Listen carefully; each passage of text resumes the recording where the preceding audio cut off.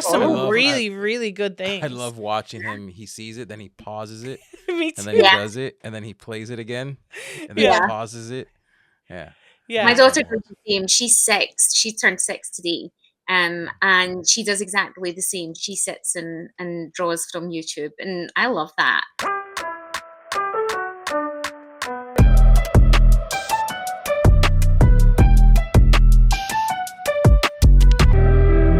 And welcome to the Riley Black Project, Crystal and John. Hey. It's been a minute.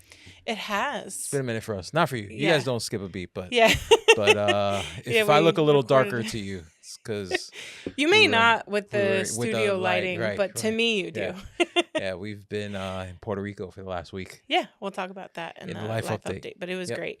Yep, good But times. happy to be home. Yes. So, today's episode is brought to you by Katie with Monarch Pine. So if you're looking for any jewelry findings or blanks, is that what I'm supposed to say? Yeah, I think finding and so. blanks. Findings or blanks. Check her out on Etsy, monarchpine.etsy.com, and take advantage of your 10% off with code Riley Black. Of course, our patrons get more. Of course, because they always do. Mhm.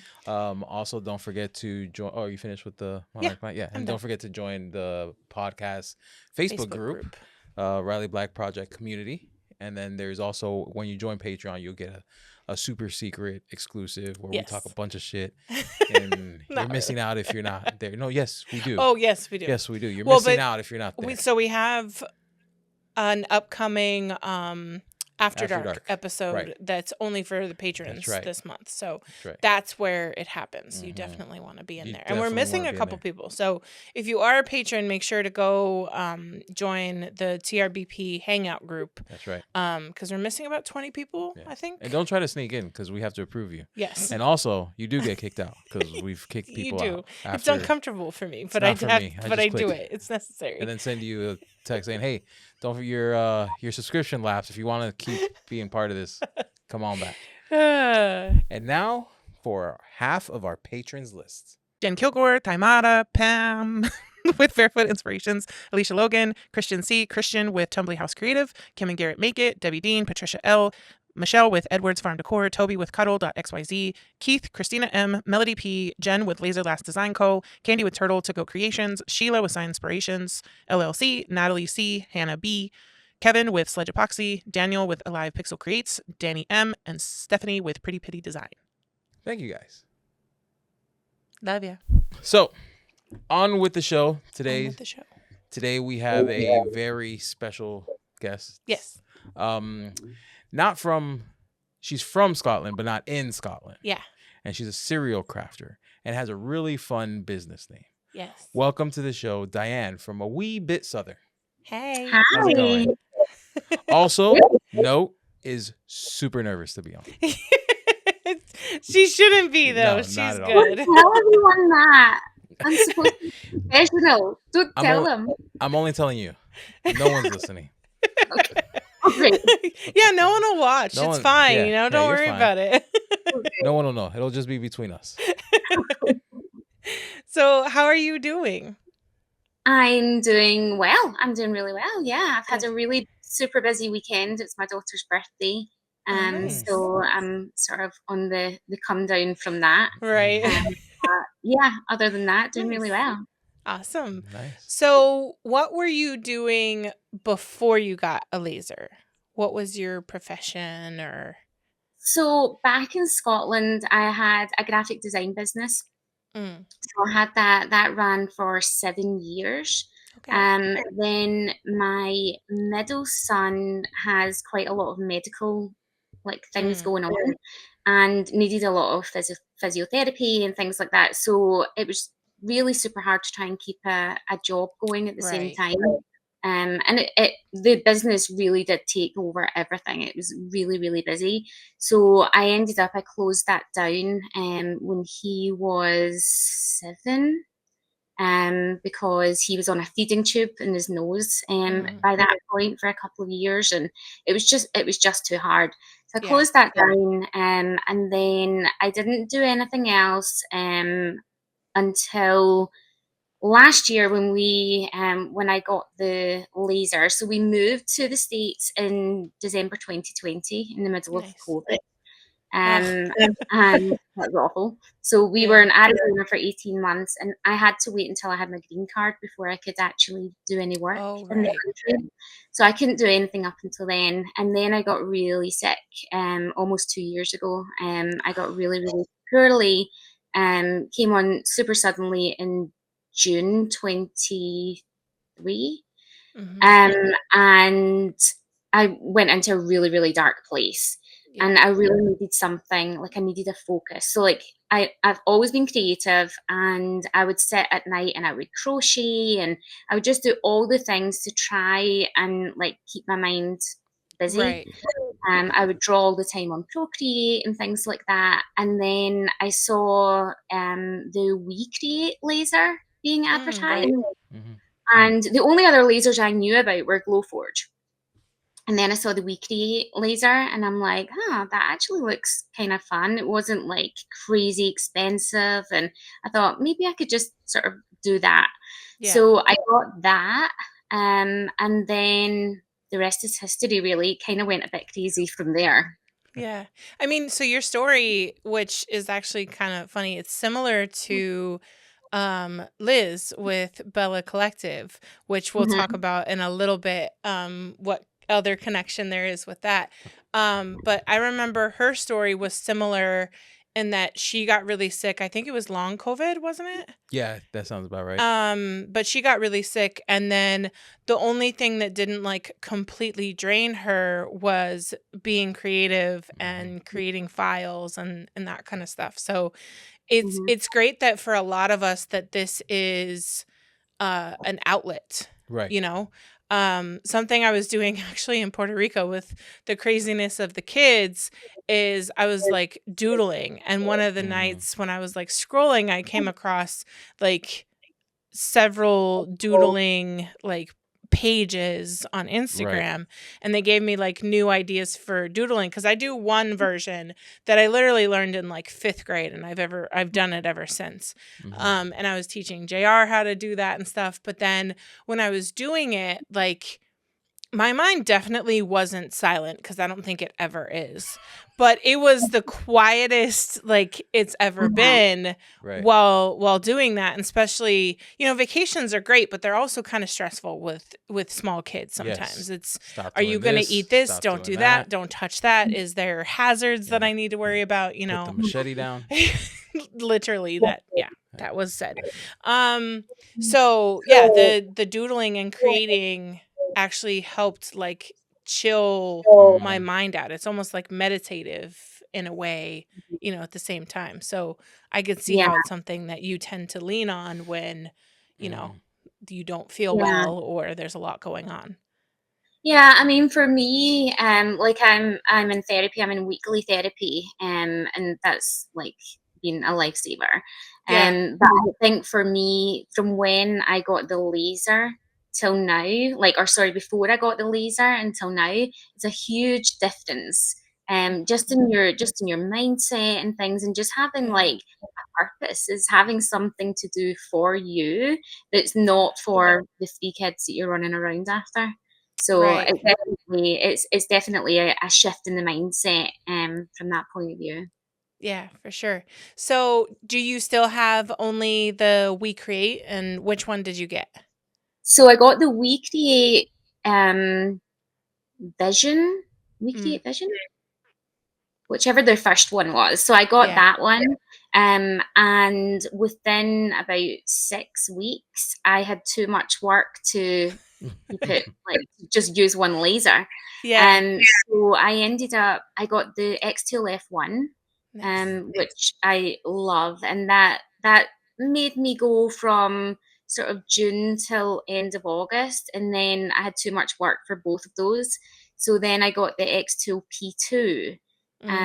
So I now have all 3 basically running all day long, to try and keep up with the orders and things. So that's nice. I would love to get a Thunder. A Thunder is on my radar, but it's just not in the pipeline just yet. But maybe next year, hopefully. and get rid of the WeCreate and the P2. So what kind of things do you create? Like, what are a bulk of your orders? And is it through Etsy, your website? Yeah, so locally I'll sell through the website. I've got a few orders on the website for external, but generally Etsy is where all my other orders come from. Last year I started selling engraved pencils in the summertime for kids going back to school, and I designed little like wooden backers for them. And I showed Catherine in the primary market group, and she was like, you need to post this in the group. Everyone's going to want this file. So I posted it in the group, and it kind of went a bit crazy. So that really sort of like made me the pencil person, I guess, at that point. So it's so funny how like that just accidentally kind of happens, right?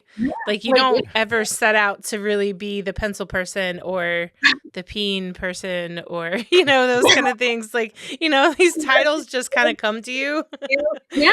And I mean, I wasn't mad about it, but like by the time school started back, I didn't want to look at another pencil. Like I was over the pencils.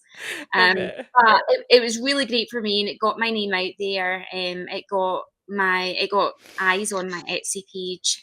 So from there, I accidentally sell a lot to like other businesses. So like I do a lot of like promotional hats and things like that. Lots of people ask me to make t-shirts. I do a lot for like the local schools. I make like blankets for their senior nights with patches on them and things like that. So I do a lot of that. And I think that's what made me shift the balance a bit with the business, from going from offering finished products to then offering files for other businesses to use. Hey guys, how great would it feel if this was the year you finally got to escape the 9-to-5 and embrace a lifestyle of creativity and entrepreneurship? Every Wednesday at 12 p.m. Eastern, Eon Laser USA invites you to join the Above and Beyond webinar, where you'll learn how you can make this a reality. Join leading laser industry professional and brand ambassador Emily, aka That Mom with a Laser, and Eon Laser USA's sales manager Alicia as they dive into all things Eon. Learn about the advantages of owning an Eon Laser and get the scoop on Eon's rewards and partner benefits. Plus, get a glimpse at how everyday people who started out with zero experience paid off their lasers, scaled their businesses, and transformed their lifestyles. So if you're ready for a lifestyle change, head on over to eonlaser.us/whyus and sign up for the Above and Beyond webinar today.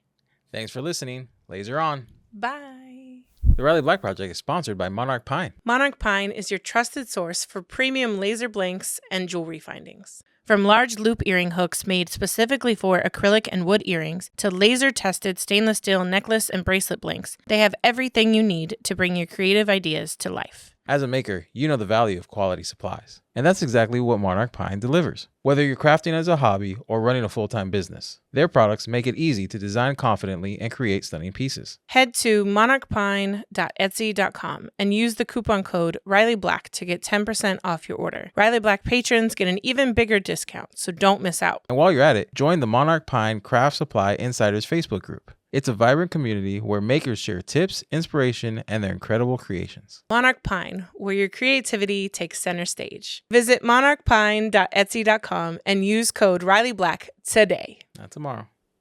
Today. Yeah, that was an accidental transition for me as well. And I feel like if you make good files, it really should be something that you should consider if you aren't already. Right. Because there's so many people who don't necessarily know how or want to learn. Some people have zero desire for the design part. They just want to find things that are already like done for them. Right. They put them in the computer. They do the finishing and the marketing and stuff, but then they don't have to worry about the design part. Right. I was always surprised by how many people that were out there that didn't want to or didn't even need to because there was an abundance of files available. Yeah. Because I was the opposite. I'm a control freak. So I didn't even know that you could buy files. When I got the silhouette, I thought I had to make it all. I didn't know that you could just go buy a pre-made file, load it in, and then like cut it. You know what I mean? And then even then, if I could, I'm like, ooh, I don't like that font. I don't like that placement, little things like that. And so I don't have that kind of mind frame. So I didn't know that so many people existed that didn't want to mess with learning how to design along with their laser, especially if they got them together and wasn't already like creative outside of that. And it was nothing, selling files was, again, never in my plan until I would make stuff and then I post about it and people would ask, oh, where did you get the file? And I'm like, oh, okay. Like for a while I was like, oh, no, I don't sell files. They're not like good because I'm a very messy designer. And so I'm like, oh, like it works for me, but like trying to explain how, I'd have to do a lot of cleanup and whatever. Someone else should use it. Exactly. But yeah, I mean, you've already done the work. And as, I've realized unless you have something that's like super niche and you are selling a ton of physical products, you aren't competing against yourself if you also offer the file. You know what I mean? Yeah. So unless you have something that's like super specific that you really want to be yours, and then here's the hard part. If it's popular, people are going to copy you and make it anyway. Right. Yeah. So it sucks. Get a few dollars on the You back kind of got to beat them to it. Like if it's doing well, even if you never really plan to sell the file because it's doing well and you don't want to sell less of the physical product, at the same time, if you can sell the file and make a couple dollars and not have to do any work, the more passive, like give me all of the passive any day. And I can see buying the files coming from, messing with the 3D printer. I do not know where to even begin. That's where I can relate to all the files that way. Because I don't know how to do the STL files yet. Right. It's definitely something I want to learn. And I've looked into it and I see kind of how to do it. And it definitely with like messing with Lightburn a little bit kind of helps as well for that. But I can see the buying of the file, and also too, creating your own designs is intimidating, especially if you feel like you can't like draw. Right. You feel like, oh, I can't create that. I have to buy it. Right. And yeah, and I think so. I've heard that a lot when people were thinking about my Silhouette for Lasers course, and I doodle, as I kind of said earlier, but like I don't necessarily have great drawing skills at all. Procreate can help with that a lot, with like the smoothing of the lines and stuff. Procreate makes you think that you're that you're like this amazing like artist, and then you turn off that what is it, the smoothing feature or whatever, and you're like, oh, okay, that's how it really looks without the anymore. But a lot of something I cover in the course is a lot of the things that you want to create, you can break down into shapes. So like if you look at like a bunny rabbit or something like that, like, the head is an oval, like the bunny tail is like the little scallop shape, like, you just look at an item and you break it down into the shapes that make up the item.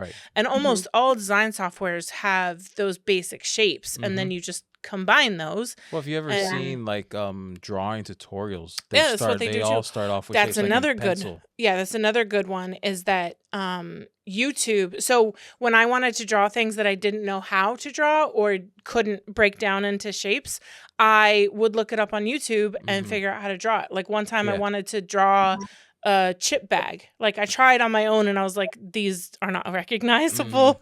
And so I YouTubed how to draw a chip bag. And I wonder if that's where JR gets it from. Seeing you do that. Like I don't know if he's ever seen me do that. Because he does that and his drawings come out pretty good. I think they just showed up in like his YouTube algorithm. And but yeah, he's 7. I mean, he can watch those YouTube tutorials and draw some really, really good things. I love watching him. He sees it, then he pauses it. Me too. And then he does it, and then he plays it again, and then he pauses it. Yeah. My daughter does the same. She's 6. She turned 6 today.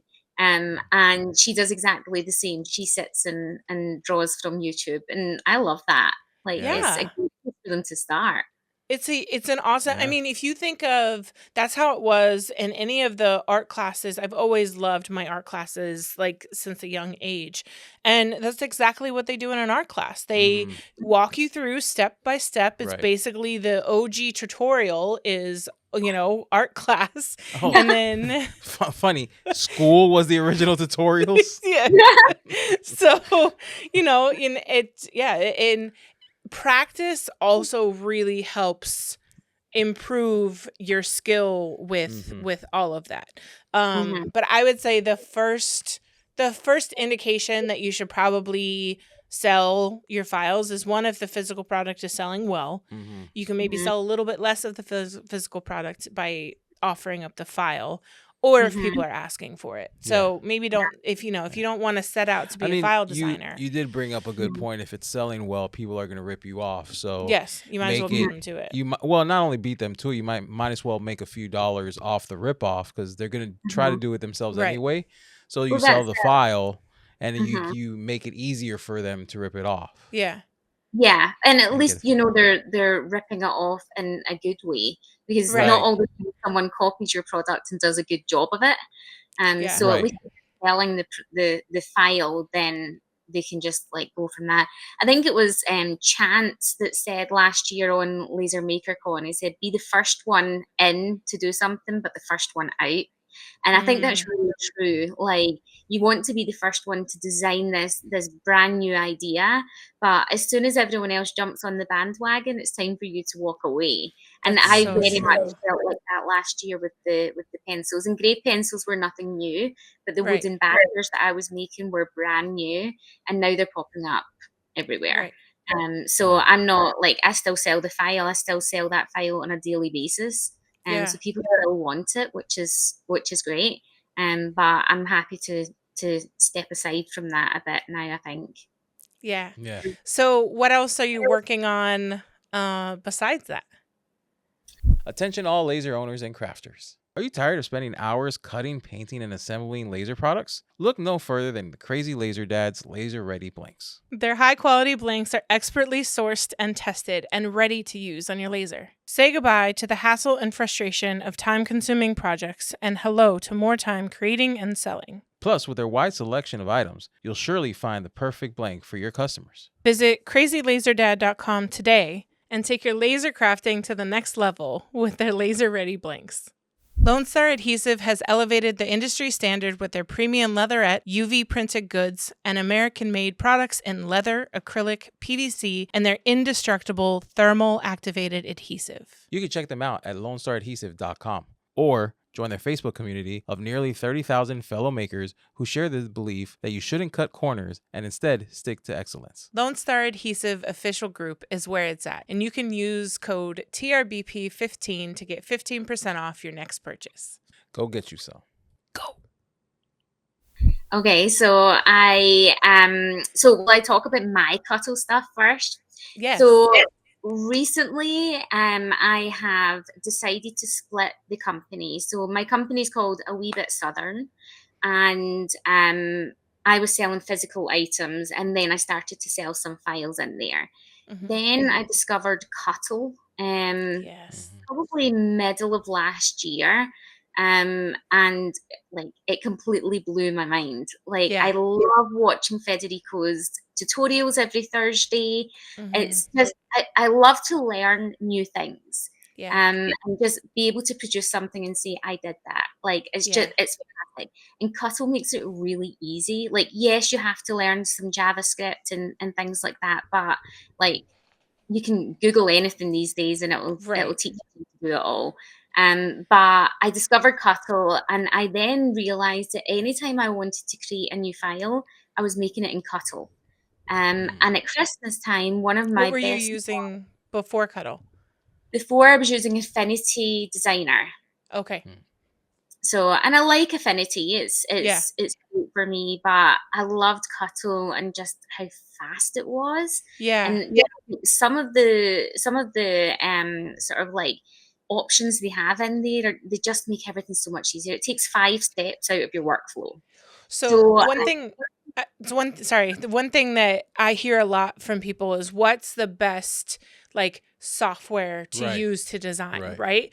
And what's best for you is not always Silhouette for lasers. No, sign up for the course. If you don't have one, I can tell you why I love Silhouette. But or you can just buy the course. I mean, if you already have any experience with any of them, use that one first. And then, like, if you want to explore more, like I was getting to the point where I kind of wanted things to either work a little bit differently or better. And so I was considering going into, Adobe Illustrator. Inkscape is a free one, so that's always a good one to try if you don't have one. Like, there's so many that you can choose from, but it's the ones that you want to find the one that kind of works best for you and how your brain works and what seems to be easiest for you. Like, I love Lightburn. I love Jason Dory. But I mainly use it to run my laser. Right. I don't know what it is about Lightburn, but it does not work the way my brain works. Because I go in there and I'll try, and again, I could Google it and figure it out. But it's also quicker just to go back to Silhouette, make the fix that I know how to do, and then, re-import it. But little basic changes for me are difficult in Lightburn because I can't find it. I don't know what it's called. Just it doesn't work with my brain. But there's tons of people who love Lightburn. I feel like from the entry level that I have, if you have like a CAD background, Lightburn I bet is easier, and if you're gonna venture into 3D printing again, it's also that like CAD like interface. So if you're familiar with that, if you're coming from a CNC, the fibers, that's where it's like a little more intuitive, where if you're coming from designing, like Illustrator, Silhouette, and all the other ones, I think that's where the kind of in between is. Well, and I think why Lightburn and Cuttle work so well for some people is, like, Affinity is for basically anything design wise. So is Adobe. Silhouette is literally for a vinyl cutter, not for anything laser.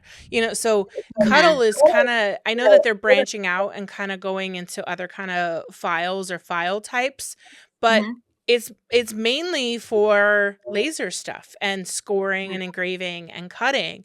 And so it's kind of like the best, the things that you need, they're all like right there and super easily accessible and simple. And, when we were thinking about, him doing stuff, Cuttle is definitely what he would use 100%. to create files. Yeah. I think there's just not enough people know about it or know all of the information about it. I think that's what it is. Like, people think it's overwhelming. Yeah. I guess, honesty time, I don't know what to call it, but like for me, because I knew Silhouette, it wasn't something I felt I needed because I already knew how to do it in Silhouette. But then once, I started to see more about Cuttle, a lot more people were using it and talking about it. And then we had Toby on the podcast. And so we looked into it more. And then we like actually played around in it. And I was like, oh, like there's ways that, I can do it in Silhouette, but there's ways that, like, if I create a template for certain things, if I'm making a lot of them, it's a lot faster in Cuttle because in Silhouette, like doing like score lines, especially depending on how you're doing the score lines, it's really tedious. You have to like delete all these extra nodes. You have to end this path, end that one, connect this one, like it does all of that for you. So I think that could be part of why people just kind of, at least for me, that's why I kind of wrote it off and didn't even look into it, was because I already was comfortable with my software and didn't realize that it could bring something else, to me that not even Silhouette does. Yeah. I mean, I think that was it for me too. I think I was curious to see what Cuttle was. And I had like the sort of like free trial or whatever it is. And then I quickly realized after that if you're going to make anything like in bulk at all, then Cuttle's the way to do it. Like I had a Christmas ornament for school teachers this year, and the school teacher's name would be in the middle, and all of the kids' names went around in the rings on the outside. Oh yeah. And I would literally copy and paste into Cuttle and click download, and copy That's and paste amazing. and download. So I could like just pump out 20 at a time, and I didn't have to type one single name. I copied and pasted from my Etsy orders, and it was so fast. And I think at that point, I thought, what other files of mine can I convert to these templates? Yeah. And then it kind of just took off from there. And I think I quickly realized that more people need to see this. More people, because you need to work smarter, not harder. Exactly. So, well, time is money, right? And when we had Toby on, I immediately thought of my Easter bag tag file, that the questions I would always get from people was they would struggle to add the name in, weld it to an existing shape, and then if they wanted to do the score lines. So like, I told him, I was like, we got to figure out, like how to give access to our file customers as well, because creating that same Easter bag tag file where they could just plug in a name, and then they don't even have to go through all of that. It'll hopefully sell it more for me because it's less tedious for them, and it'll be an easier sell for them because it's simple, and time is money, And it is, and that's the thing with Cuttle too. You can do a bulk editor. So you can copy and paste 20 names and it will generate 20 Easter tags. That's like so crazy. All the names, welded, scored, everything. So that is, I think there's a lot of us that do things in bulk. If you have like a teacher gift or something, you tend to do a lot of those at the same time. So I think it's a huge time saver. And I'm really passionate about it because I feel like it's a grassroots company, and I feel like it's just they have something huge here, and I just can't wait to see where that goes. So basically, going back to like me transferring everything over, so I now have two separate entities. So I have a Wee Bit Southern Gifts, which is for the made product, and a Wee Bit Southern Files. So most of my files, I think there's maybe only 2 so far on there that aren't Cuttle, but the rest are all Cuttle templates. And usually with Cuttle, you have 10 downloads a month, free of charge. But for any of my files, the Cuttle guys have put a no limit on there. So people can download it. They don't have to have a Cuttle membership. All they have to have is a login so that they can actually log into the web software. Right. But they don't have to pay any membership, and they can use my files and just download them as many times as they need to. So it's really exciting. I have so many ideas, probably too many ideas that I'm just I know that fast enough. But from some that I have so far, like I've had really great feedback, and I've got a small focus group now. So I'm working with some other crafters, and they're providing feedback on my files just for me to see from another point of view, what parameters they would like on there or what they don't really need on there. So that's really helping me out too. Yeah, and I think it'll be, like you said, you kind of wanted to get the word out more about how awesome Cuttle is. And now these people who buy your files, they get kind of like a taste of Cuttle for free through you. And they may have never considered it or thought about it or heard of it. And then they try it. They see how simple it is to do something, again, in bulk through one of your templates or files. And now it's going to make, their life easier, in other ways as well. It opens so many doors for them, because I think they can then, because Cuttle give you access to free templates on their website too. So people can then be like, oh, well, I quite like that one too, and I'll download that one too, because they're all on the Cuttle interface anyway. So I think it opens doors for people from that point of view. But also, Cuttle are really great at teaching you how to do it. So I would love for people to buy my files and think, I could do that, and then they can go off and learn exactly how to do that themselves. Yeah. Because if it makes everyone's life easier, then I'm here for that. Yeah. I mean, before I even started selling files and I was just barely starting out creating laser files for myself, was I would purchase other files that were similar to figure out how they worked. Like I remember one of the files that I purchased was Mark's phone stand file. It kind of like interlocked, and I didn't understand how. I could look at all the pictures and I was like, I don't get it. So I bought it, and then, I learned a lot about creating files from purchasing other people's files. And, as teachers and people who want to see other people learn and grow, if you eventually don't need my files or course or any of those things in the future, that's amazing. That means that, we've done our job. At the same time, if we create something that you decide, oh, well, you've already created it for me, I'm going to spend a couple dollars so that I don't have to do it myself, then there's that as well. So yeah, I mean, it's the best of both worlds, really. But I'm also working on a secret project that may be out by the time this airs. So I've been working on a secret project for Liz from Bella Collective and Ashley from Made of Embers. So that's really exciting. They're two really lovely people and really big in the laser world right now. And I'm super excited for what they have to come. So that's been really great for me too, because it's been giving me some freelance work, and it gives my brain a break from actually thinking up new designs and things. Right.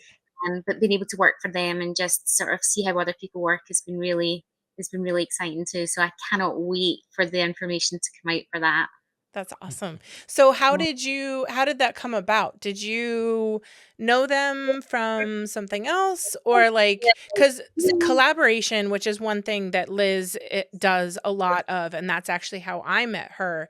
It can really expand what you do. It expands your reach. It's it's so beneficial if you can find those right collaborations. So I guess just tell us a little bit more about that.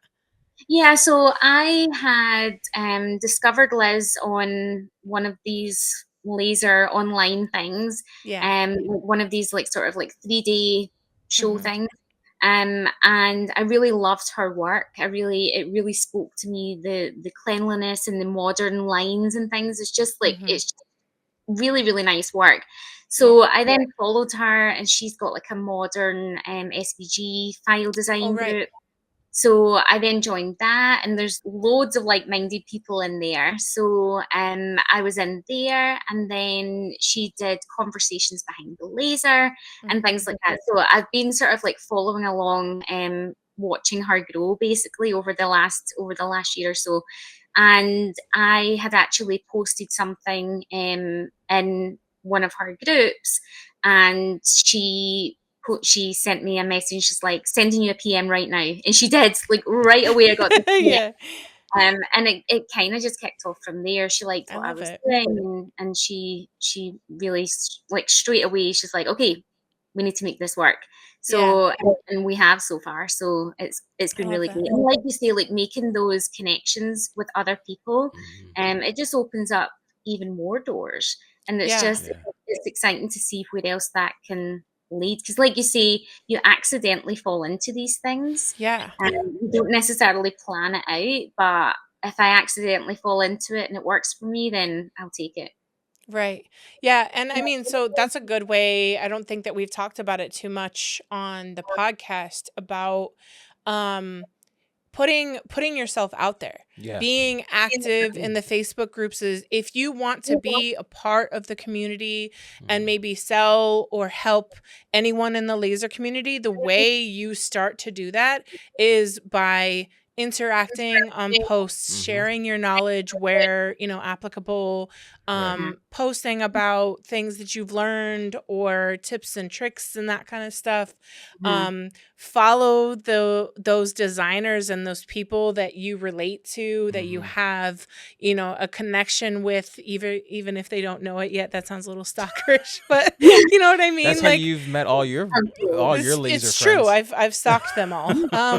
Yeah, but I mean, and there's just people that, have surprised me. I didn't expect to relate to as well, or I didn't expect to become like a good friend. Like Chance is one of them. I posted today in the group. I was just going through and I was like, I was literally clearing notifications on Snapchat, and he was like a suggested friend, and I was like, oh, okay, I like him, so I added him, and then that's when he sent back the picture, and I broke the cardinal Snapchat rule and took a screenshot of it.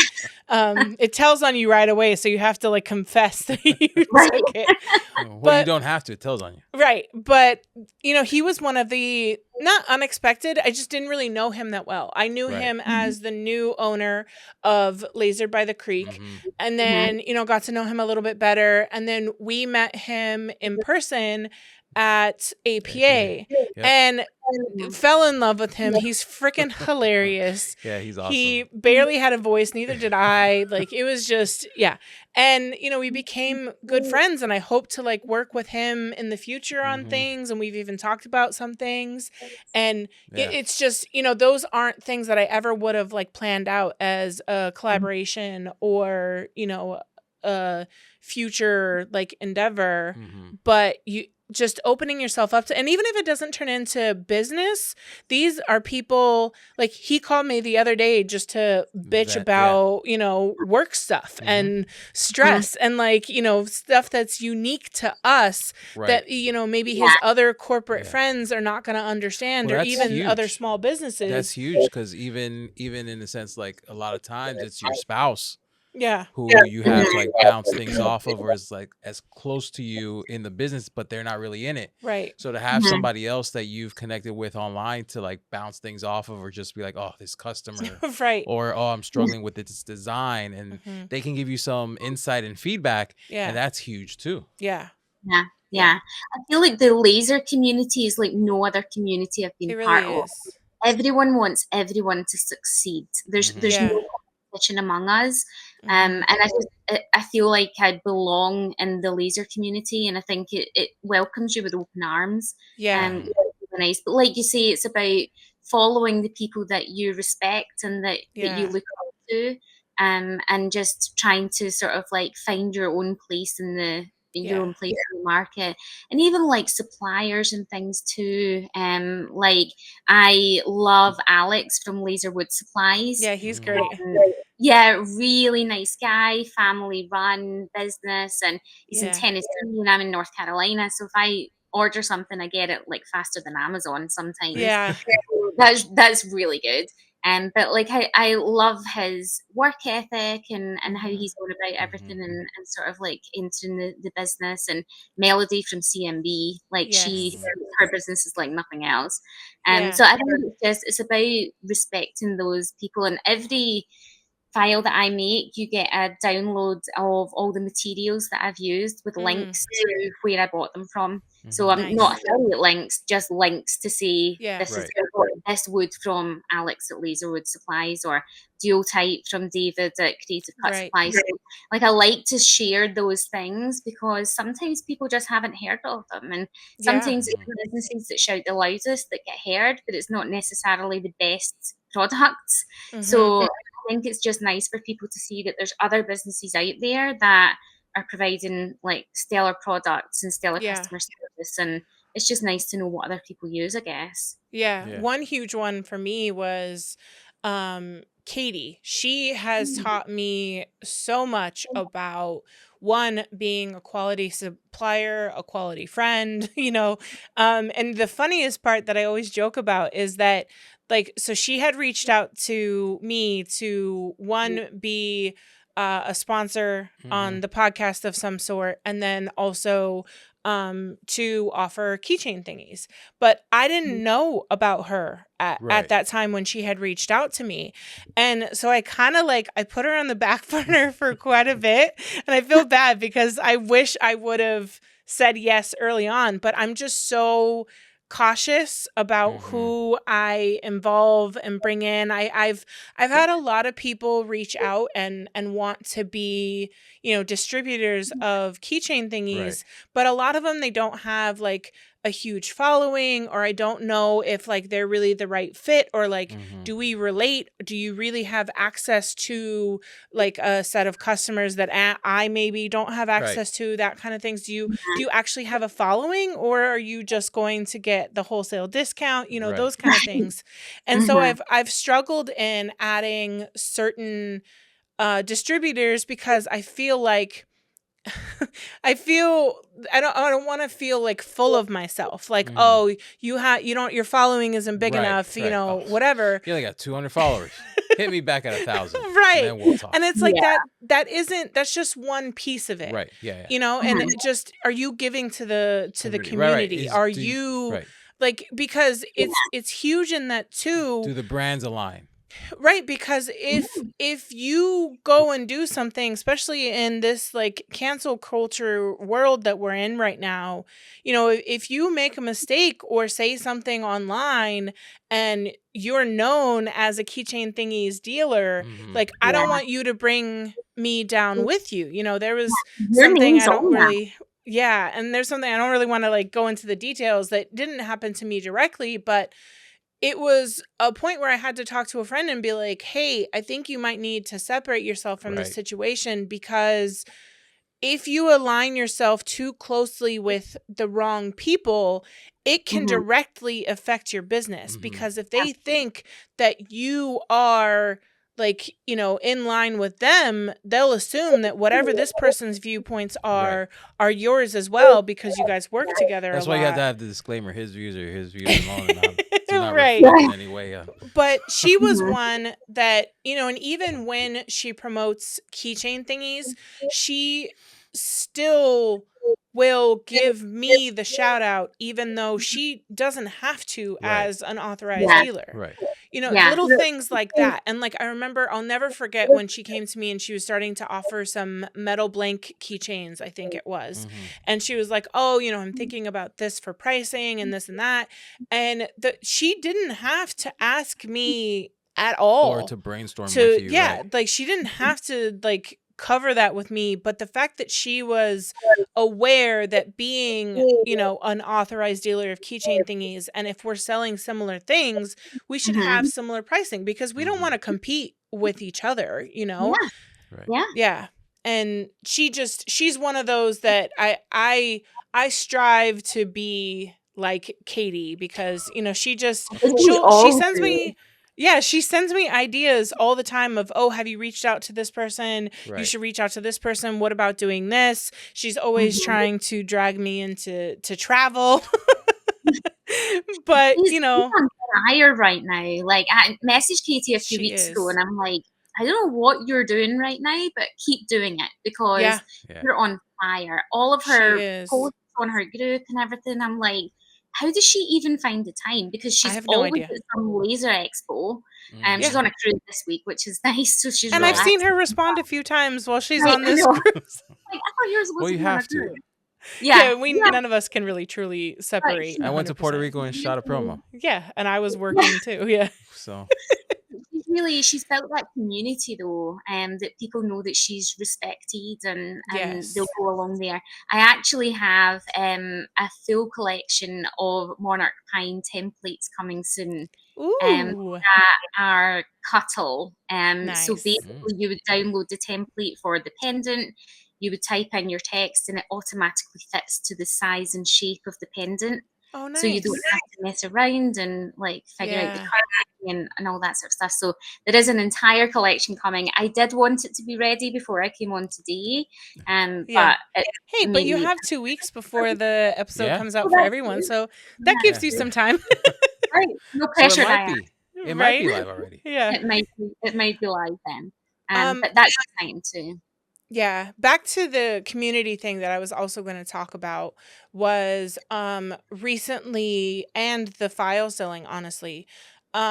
Recently the laser community lost someone who was really loved and respected throughout the community, and her name was also Katie. Katie Stone, was it? Yeah, with Peg and Pine. Is that what it was? Peg? Yeah, Peg and Pine, I'm sure. Peg and Pine. Okay. I'm sorry if that's wrong. I'm on the spot. I didn't plan to talk about it, but she was an amazing designer. She was actually someone I reached out to about 6 months ago to try and get her on the podcast, but I think it went into her other folder, and I didn't go through the work of trying to get someone to get her attention for me. But she passed unexpectedly, and it hit everyone in the community really hard, whether you were close with her or not, especially if you had that close relationship with her, because you just never really expect those things to happen. She was younger, around our age.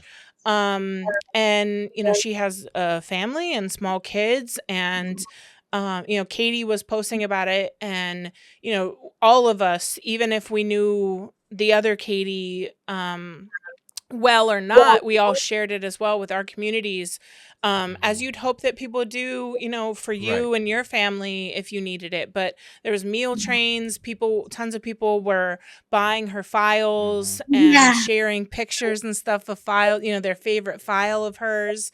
And it's just it was an unexpected thing that I didn't really think about with the files, is that even though she's no longer with us, again, one thing we all probably should make sure that we take care of is making sure that our shop can be passed on, beyond us.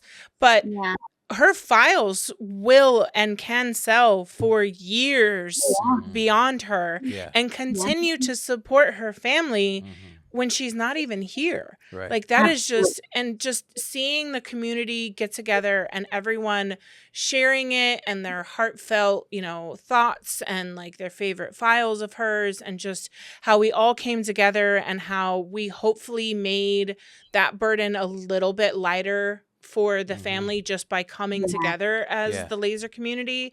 I was just really, really proud of the community in those moments. Well, there's a community that can rally. It's this one. It really is. Yeah. And I've never seen that before with any of, my other, the silhouette stuff. I followed a couple silhouette groups, but honestly, it was full of a lot of copyright stuff, trademark stuff, a lot of stealing and, not giving people credit for files, and everyone was doing the same thing, and people would get mad at certain trends, or if someone took a trend, or it just wasn't what this laser community is. And there's a couple bad apples in every everything, but for the most part, overall, it really just is just a great community to be a part of. I think the majority of people are who we all want to be part of their community, and the ones that aren't so nice get weeded out. They get weeded out themselves most of the time, because no one is there to encourage them. I think for me, I found Catherine's primary market group really quite early on, and that for me, it felt like a family. Everyone is super lovely. Everyone is giving back to the group. And Catherine's a lot about that. Give more than you take. She wants everyone to win. Yeah. Absolutely. And the support that she gives everyone in that group is amazing. And it's really nice to see other members of the group also coming up and providing their support and things like that too, to other people. And you get to know people's names and what style of work they have and things like that. And it's just that was for me a really great group to be part of in the beginning. It is. It's the first group I look at every day. But I feel just to have that community around you was just it really pushes you forward and makes you want to succeed. It does. Before we wrap up the free portion, I have my question that I always ask, and that's what's one tool, skill, or mindset that you've, obtained in your laser journey that has really helped you or your business grow? So it's not necessarily a tool or mindset, but for me, probably the best purchase I made or the best decision I made was to do the Laser Maker Con, Emily's thing last year. I think getting a ticket for that and attending all of the lives and things like that, like that provided me so much information that I had no idea even existed. And it introduced me to lots of different suppliers and lots of different equipment and things like that. And it really opened my eyes to just how big the laser community is. And I honestly think without that, I wouldn't be anywhere near where I am now. So I think that for me is probably the best purchase or the best thing that I've done for the business. And I can't wait for this year's. I just feel like it was just a fantastic group of people, a fantastic way of getting everyone together and introducing new things and really affordable, honestly. You can attend it, I think, for free, right? And then you just have to be there live, and I think you only have like 24 hours to watch it, which can be difficult depending on how busy life is for you or whatever. But and then even the paid version, it's under $100. I don't remember how much it was last year exactly and how much it'll be this year. But to hear that, something like kind of generally affordable or on the cheaper end made such a huge impact for you, it's a great tip. Emily will love to hear that. I'll have to tell her. No, she's gonna have to pay. I'm gonna bleep out herself. I'm gonna bleep out her name and what it is. She's a patron. Unless she be nice. Okay. All right. You get. Don't pick on our friend. But it's so true, though. I mean, they're even as a speaker at these that I did the one the conversations behind the laser with Liz, and then LMC with Emily. Even I learn other things from the other speakers because they're all speaking on things that I don't do or think about on a regular basis. And they're things that they've perfected in their space. And so it's beneficial to literally everyone. I don't think I could hear.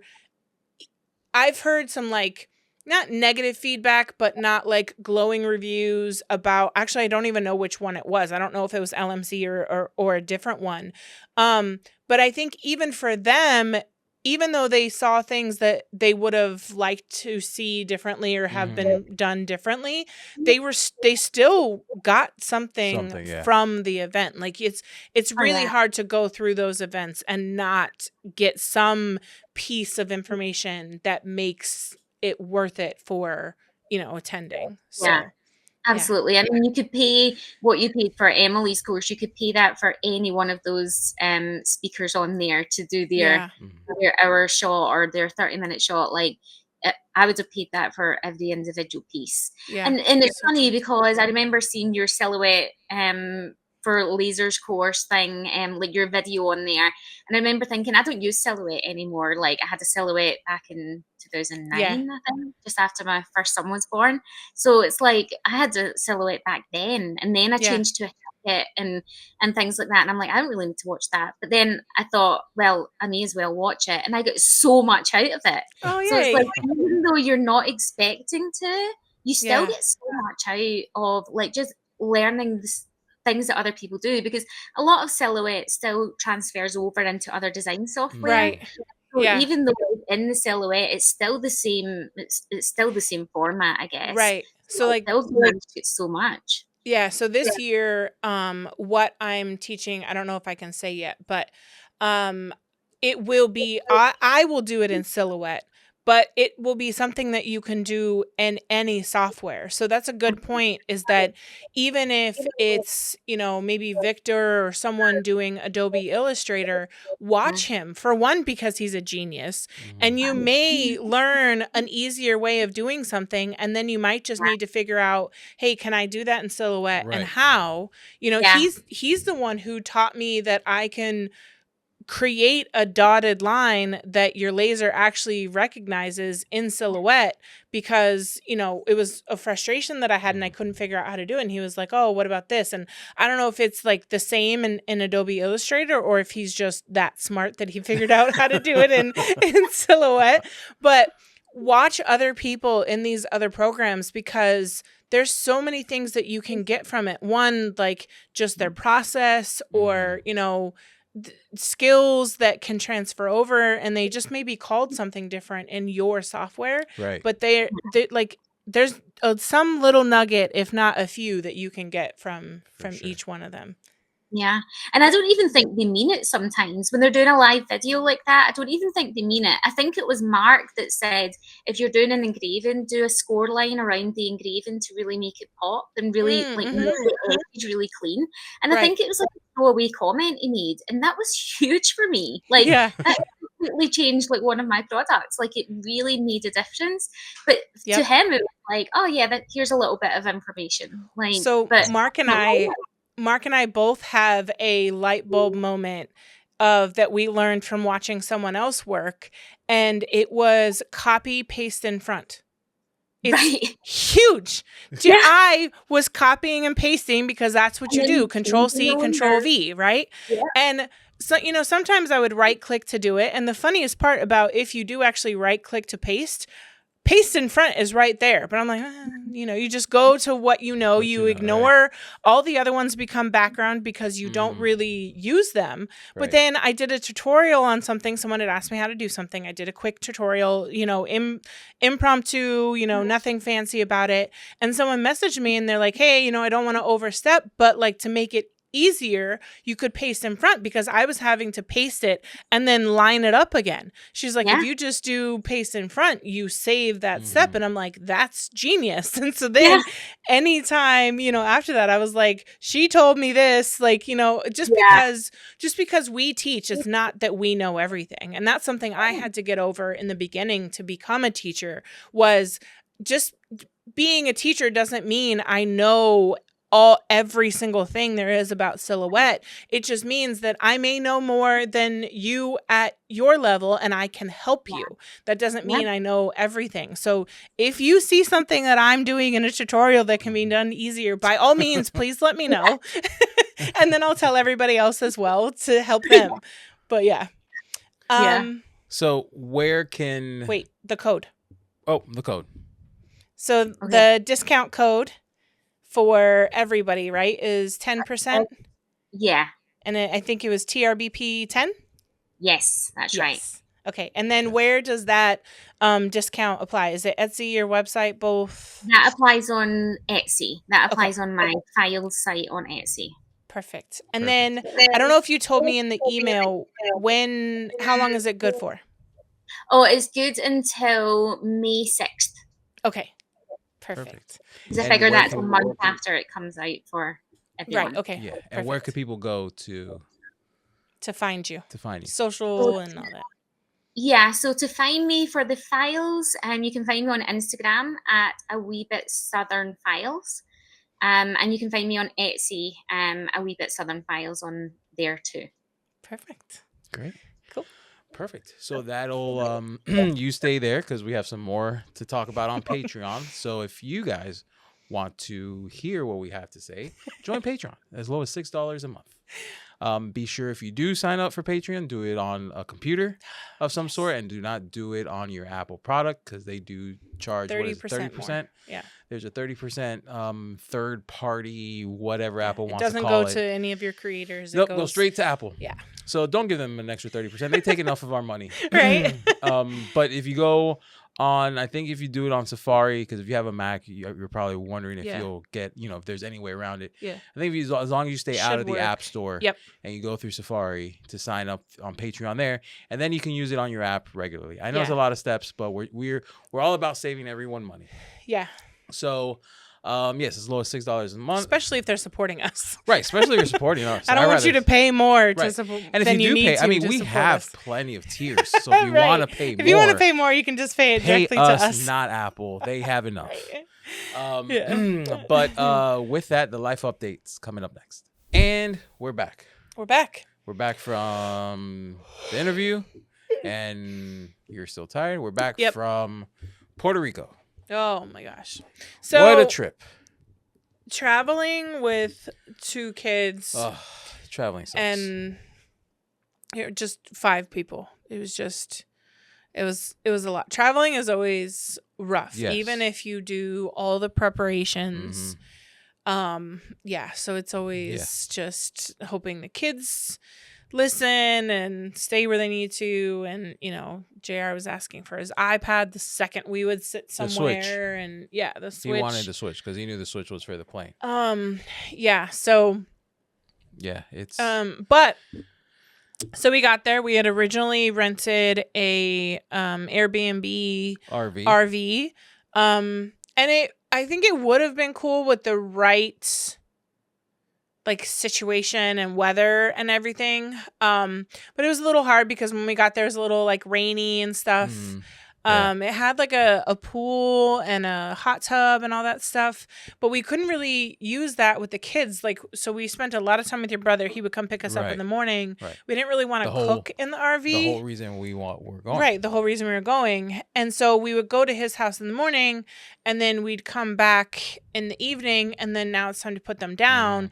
But then in being in an RV and new sleeping arrangements and all that, we didn't really feel comfortable to go enjoy the other stuff that was on that same property. Obviously an RV, everything, and on that property, meaning it was literally out the door and over, but in an RV, and then the boys were sleeping together for the first time. You don't want to leave them there alone. So when they went to bed, it was our bedtime as well. Right. Yeah. Soon after. The bed was hard as a rock.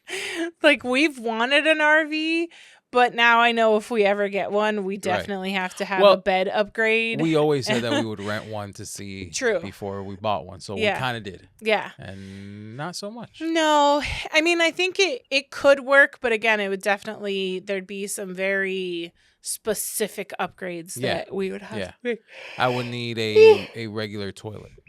Oh, man. Well. Yeah. We were on this little plastic, not compost toilet, but I guess either that or I can lose 50 pounds.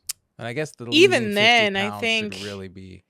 Yeah, that could be the first part. I mean, that definitely would really help. Be more than Yeah, but we just did not feel stable. I'm I'm gonna break this plastic toilet. And then also too, the reason why we rented somewhere instead of just staying with my brother, because he does have plenty of rooms, was they don't have AC, and we didn't know how that situation was. Yeah, I don't do well. So we needed a backup plan. AC. But luckily, in the house that had the more rooms that we would stay in, the fans did a really good job moving the air enough at night and during the day. To the point where you actually got cold at night. Yeah. Yeah. All the windows and stuff were open. Yeah. The sound of the coqui frogs are amazing. I'm actually kind of mad because they were really quiet the last 2 nights we were there. Yeah. I was I'm like, come on, this is why I'm here, bro. I'm like, they turn off? I'm like, where are they? They just off tonight? I was last Tuesday. Night I heard 1. Right. And the nights before, they were all over the place. Crazy. Yeah. So because another thing is he's in the mountains. He's not in the city. Yeah. So oh my God, guys, these roads. So he picks us up from the airport. Mind you, it's 9. Let me send that to Jason now. 9-10 o'clock at night, right? And so we're trying to find somewhere that's open for food because we're hungry. Yeah. We waited in the longest line for Burger King. Trying to order stuff that was similar to what we had at home proved to be more difficult than I thought. And so then we get close to his house, and he lives in the mountains in Trujillo Alto, and the roads. My goodness. he was going maybe 18 to 20 something 18 miles per hour. He was going, and it felt like he was going 80. Really. So and we all bends and turns. We all joked that it was like a roller coaster because it was literally these like crazy turns. There's no lines down most of the middle. Like you just stay to the right and they stay to the left mostly. Yeah. But I don't remember. I think it was like the next day. Yeah. But there was one corner that we went around, and we went around this corner, and all of a sudden there was a truck. And I was like, ooh. And it looked like it was coming head on. It did. And so there was a lot of those moments where, like, you know, Jackson would always yell at Nino to, like, hold on. Yeah. Because, like, it was just back and forth, and it was crazy. One time he said, Jesus. Because it was just like there was a lot of like potholes. They were also resurfacing it, of course, too. So it was just. And then the day, my brother told me yesterday when we talked to him last night.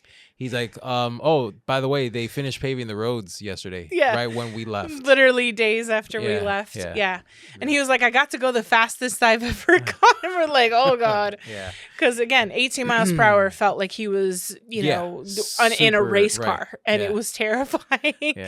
So, the boys loved the beach. Oh, there was the two best days while we were there. Right. They were at the beach, and there was not a lot of the don't do that, you know, don't fight. No. Like there wasn't the like constant like yelling and bickering and correcting and all of that. And so that was great, and that we definitely had some good days, some relaxing days. It was really cool beach because it was like it was almost like off in the distance. There was like a rock structure, like a jetty almost, and all the waves would crash on there. Wall. So you would get like waves. It was almost like a tsunami because basically the tide would just rise and then it go back down. But you wouldn't get those like waves that crashing like knock on you over. It knocked over Jackson, and it knocked over my mom a few times. They were sitting there but it wasn't like the big But it wasn't like they were crashing onto you. Right. Like, again, the tide would just come up. Yeah, kind of with some force. Yeah. Yeah. So it was a really nice area. And then great. Luckily we found what we hope to be similar here. Yeah. Over by the inlet. Because we want more of those days where it's not, get off of that, don't jump on that, don't hit your brother. Especially like on the weekends, and then when they're off for summer. Right. Hopefully we'll all be able to go out to the beach and spend some beach days, some calm with them. But it was a lot of fun. They got a lot of outdoor play. They actually went the whole week until like the last day or two without any whatchamacallit? Technology, any screens. I mean, we would watch a movie at night to like kind of wind them down for bed. But other than that, they weren't on their iPad. They weren't on the Switch until like the last day. Because I was then they got kind of like a little stir crazy, and they had done all the things already. So all they wanted to do was all the things that they shouldn't be doing. Right. So I definitely leaned on the Switch and the iPad on that last day. And that last day I was also shooting a promo with my brother for his business there in Puerto Rico now. Yeah. So I was so I was a little bit busy. So when you're by yourself, hey, take the iPad. Right. And you feel it's less guilty because they haven't had it all week. They've been outside playing. Right. So it's like have at it. Right. You've had some downtime without it. Like so here you go. Give me some downtime. And you guys had already like drawn and stuff. While they were on their iPads and the Switch and stuff, I was doodling. I have to post it. It was pretty cool. I wish he had like an ATV or something so we could have gone down by the river. Yeah. Because it's very steep. For the river, it'd probably be steeper coming up than going down. But going up to the house up top, like that climb up was a trek. It was a steep incline. And when you're not used to incline, and then also, I mean, you don't think of being in altitude. Right. Because, we're not in Colorado or anything like that, but we were in the mountains. Yeah. So I don't know what the altitude was, but I felt it. Yeah, right, exactly. Yep. But I felt it. Well, and then around. So you walk up. They have they call it the casita, and that's where the kitchen was basically, and where we would eat. And then you go up the hill, And then once you get up to the top of the hill, that's where it was his retreat house. Right. But then once you got up to the top of the hill, now you have 2 flights of stairs to go up to where the actual house was, because it was raised. Once you did your climb, then you had to climb the stairs. And the stairs we're in a ranch here. The stairs wasn't as bad as that incline up the road. Well, but my knees are not good. No. And there was no railing because they just hadn't got to putting in the railing yet.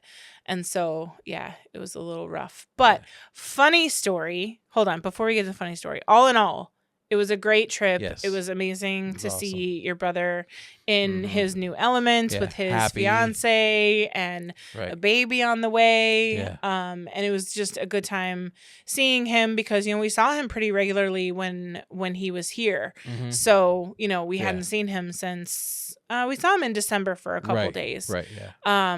But that was it basically since he moved in September. So it was great to see, how he was living and how all of that was going. And his new family is great and amazing, and they're super, hospitable.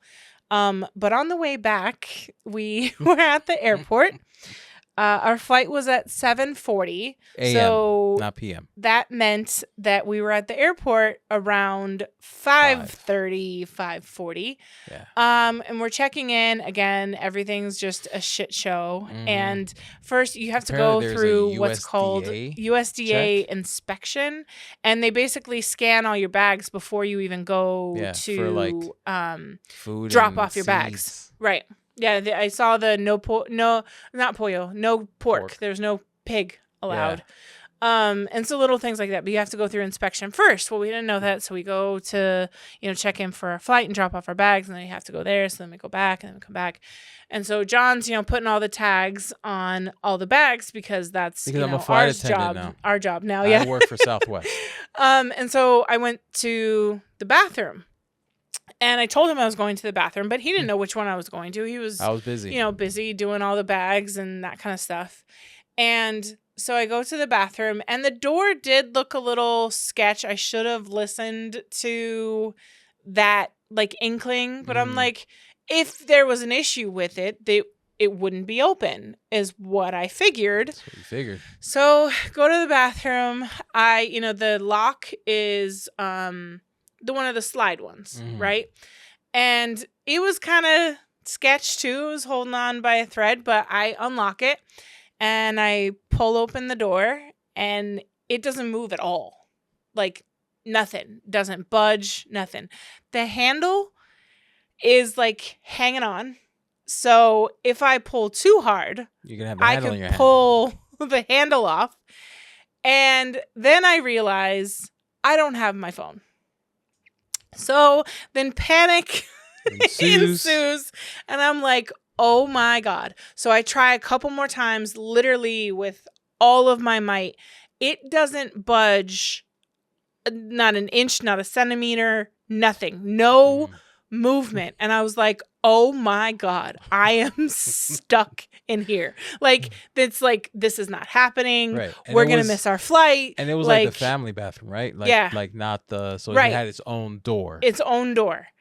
And so then I start banging on the door. It's a metal door, so I'm hoping someone can hear it, but it's a thick metal door. So I'm like, I don't know if they can hear it. Right. So I'm banging on it, and then in between banging, so I banged on that so hard, my hand hurt. That's when you turn around and you start kicking it. Bang, that's true. I didn't think about that. I didn't get that far, then thankfully. Everybody would come running to see what's going on. And so then in between banging on it, I would try pulling on it again. It wouldn't budge. And I think I banged, I don't know, it might have been the second time that I did.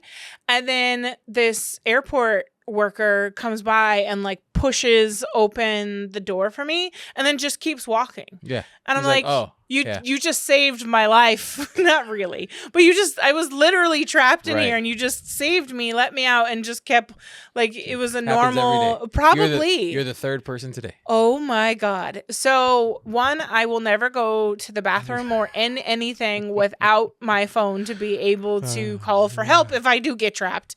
It was funny because later I had to go to the bathroom, but it was one of those like it was the main regular bathrooms, right? Where there's not even a door. The only door is like your stall.